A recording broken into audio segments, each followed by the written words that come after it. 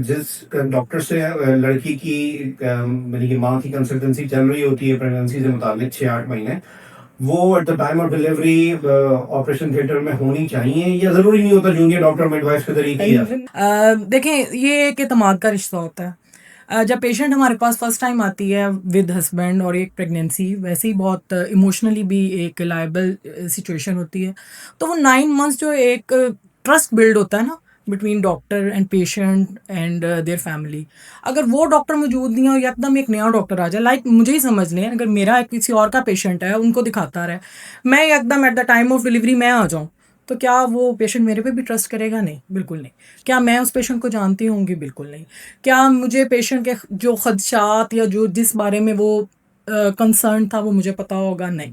तो बड़ा मुश्किल हो जाता है। और अगर टाइम ऑफ डिलीवरी पे मैं मौजूद नहीं हूँ और आपको मैं एक बिल्कुल या जूनियर डॉक्टर या कोई एक बिल्कुल उसके हवाले कर देती, तो ऑब्वियसली आपका वो ट्रस्ट का लेवल नहीं होना था।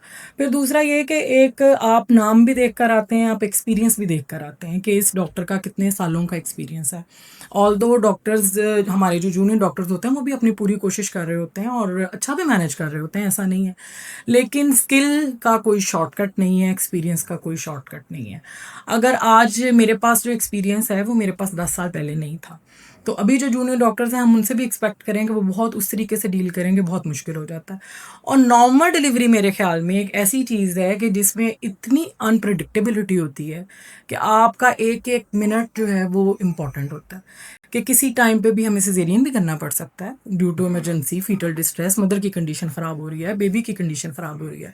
फिर जब नॉर्मल डिलीवरी कर रहे होते हैं उस वक्त भी कोई ऐसी सिचुएशन हो सकती है जिसमें बेबी को खुदा ना खास्ता कुछ हो सकता है, तो अगर सीनियर डॉक्टर मौजूद है तो वो उस चीज़ को, क्योंकि उसका एक्सपीरियंस है, वो उसको मैनेज कर लेता है। और उससे भी ज़्यादा मेरे ख्याल में जो ट्रस्ट का लेवल है ना वो सबसे ज़्यादा इंपॉर्टेंट है, क्योंकि कॉम्प्लिकेशन होने को तो किसी से भी हो सकती है। एक तो मैनेज टाइमली करना है, आपने आइडेंटिफाई करना है, मैनेज करना है, और फिर आपने अपने पेशेंट को साथ साथ हर चीज़ में काउंसल करना है। और ठीक अंडरस्टैंडिंग डॉक्टर और जो पेशेंट बेड पे लेटी जो माँ है उसकी अंडरस्टैंडिंग हो चुकी होती है। बिल्कुल, वो 9 मंथ्स होता ही इसी टाइम, इसी चीज़ के लिए है ना।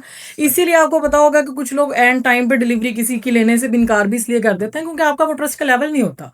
सही। ट्रस्ट इज़ मोर इम्पोर्टेंट, क्योंकि आप खुदा के बाद हाँ। किसी को करते हैं कि जी अब आपने हमें जान, और हमें भी ऊपर यही होता है कि ऊपर हमारे खुदा है और नीचे हम हैं। Keep watching मेरे लोग।